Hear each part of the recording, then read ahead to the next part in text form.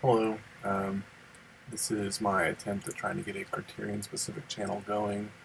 I'm opening up a brand new channel. I have had several YouTube channels, but I want to have one specifically devoted to the Criterion Collection and to all sort of cinephile news and reviews and things of that sort. So really quickly, my ambitions for this channel are basically to show off my Criterion Collection and hauls and things of that sort, but also to check out movies from the library or rent them or things of that sort, and try and do brief 2 to 5 minute reviews.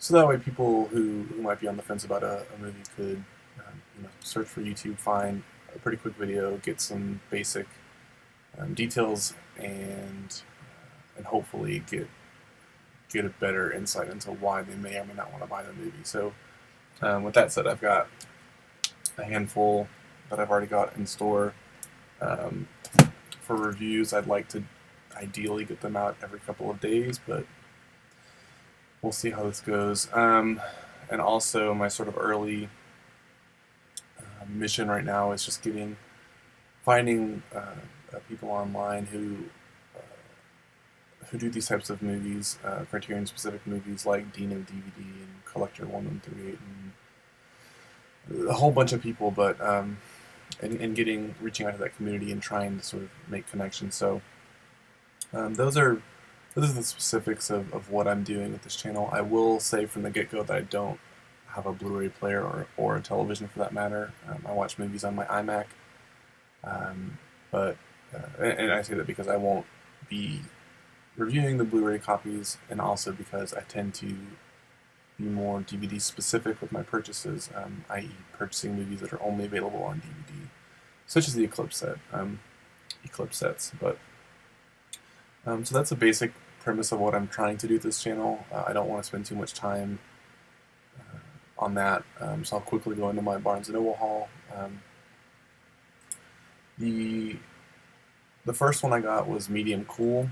This is Haskell Wexler's 1969, but based in 1968, quasi-documentary, fictional narrative about basically the year 1968 in Chicago, which was a tumultuous year generally in America, but specifically in Chicago with the Democratic National Convention and the Weather Underground and all the sort of tumultuous stuff that popped out of that.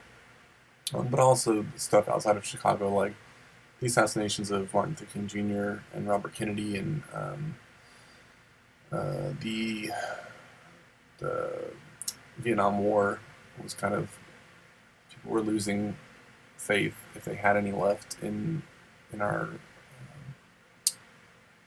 presence there, things of that sort. But this was a blind buy. I was going to buy it, knew I was going to buy it just when I found out about the movie. Haskell Wexler was the cinematographer on movies like American Graffiti and Days of Heaven and Thomas Crown Affair, One Flew Over the Cuckoo's Nest. So One Flew Over the Cuckoo's Nest and Days of Heaven are both really big favorite movies of mine, so especially Days of Heaven. So a movie by somebody who's responsible for those, the visuals of those movies, plus based in 1968, which is a pretty striking interest for me. I knew that I was going to get it. I've watched it since. I haven't watched many of the features, but the movie was alright. The last sort of 15-20 minutes are incredible. Other than that, it's kind of a slow burn, but I am interested in seeing how they made the movie, because a lot of it is kind of documentary style with real people involved, especially that last bit where what's the actress's name? I don't know the actress's name, but this one woman, she's basically walking around with this military presence or National Guard presence or police presence, and it's really striking, the interactions that she's got with the the radicals around her. Worth checking out. I'm not sure that I would recommend buying it necessarily, but again, I haven't checked through all of the all of the other features that would warrant buying the movie. The next one actually was a birthday purchase. My birthday was about a week or so ago. My mom bought me this. It's Life is Sweet by Mike Lee. I didn't know a whole lot about the movie, but it looks like a really sort of bleak and depressing movie. I know that sounds awful, but that's kind of my style. Um, Bleak with an uplifting twist, maybe. I recently watched Waltz with Bashir for the first time. I really like the movie Harold and Maude, Dancer in the Dark. A lot of these movies where there's a lot of really dark tones, but where they have an uplifting vision in there somewhere. But I haven't seen it yet. It's on my to-do list, but as you saw earlier, there's a gigantic stack of library movies that I need to get to, and that's not going to go anywhere.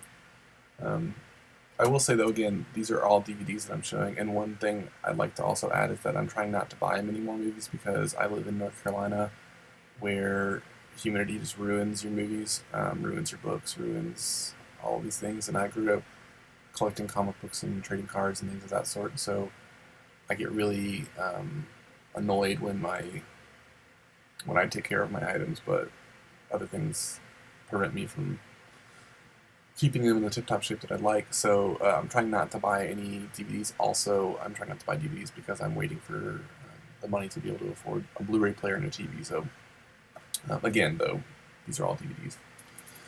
The next one is Howard's End.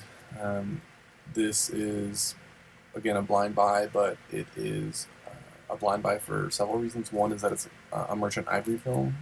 I only own Jane Austen in Manhattan, and then I've also got Maurice on my library list over here. But Howard's End is supposed to be probably the best, if not second best, to Room with a View.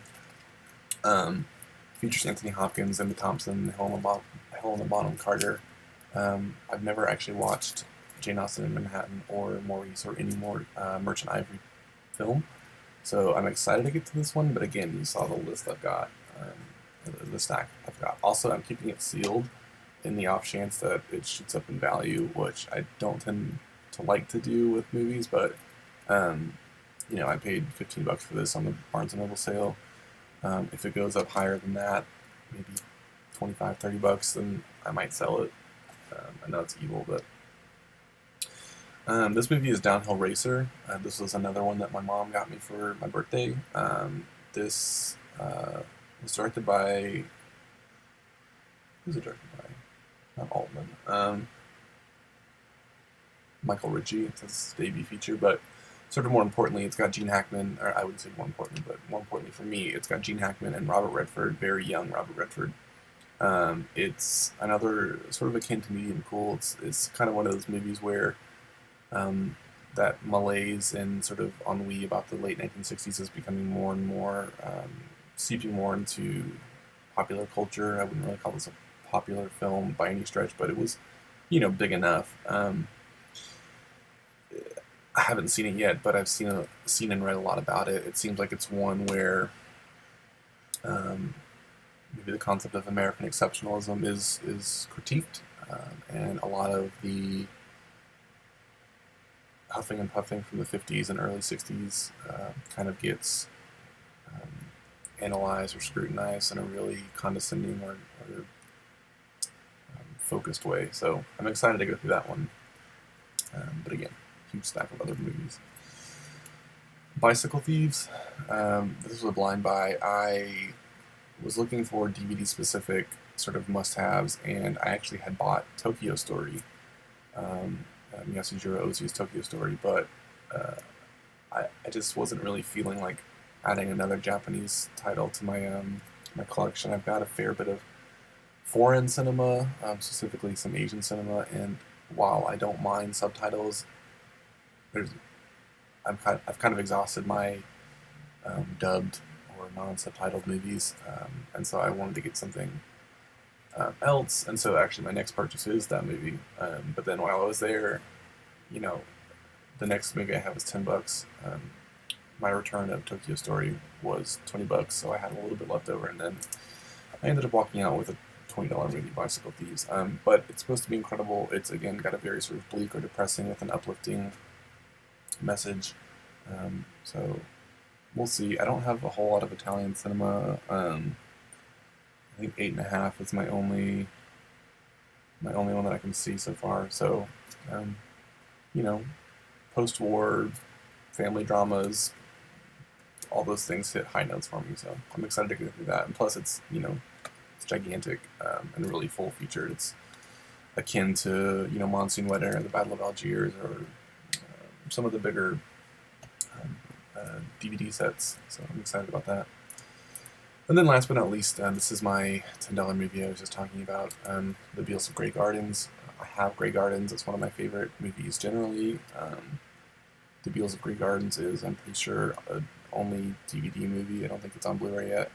But again, I love Grey Gardens.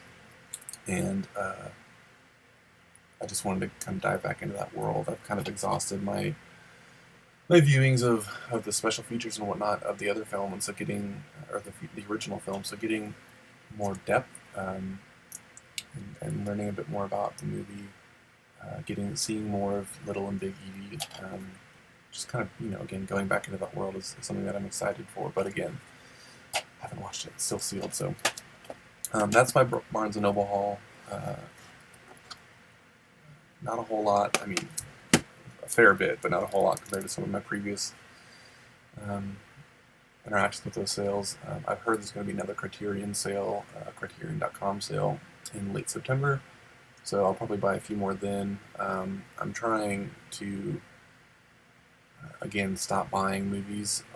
A lot of my opened movies are kind of getting warped. I don't know if it's going to show very well here. You can kind of see it there from the humidity, and that is something that I don't really like to do. Fortunately, my digipacks are doing pretty good, but some, like my Seven Samurai one, are expanding, and that is something that just doesn't suit well with a collector. I buy these movies to own them for a very long time. So we'll see. I think, going back to the original intent of this video, the introduction to the DVD community and the Blu-ray community and the Criterion community, is that a lot of this channel's focus will be on reviewing movies, primarily movies that I've either watched on Hulu or watched through library or movie rental services, but I do have all these movies that I'm going to get to at some point for reviews as well. Please let me know what you think about my ideas I've talked about so far, what you think about just generally the movies I've got, any sort of conversational pieces. I created this channel specifically to join the DVD community, the Blu-ray community, the Criterion community. I don't want to just be talking to a computer by myself. I do want to actively sort of get out there and talk more about these movies that I'm really passionate about. One final note, I just moved. I have bed sheets hanging on my windows. I'm tucked into a corner in a really poorly lit room, so hopefully production quality on these videos will improve over time, but for now, this is what you get. So thank you for watching, and hopefully you'll see more of me in the near future, at the very least probably around September, but hopefully I can get to these DVD reviews as soon as I kind of get unpacked and moved in. So thank you.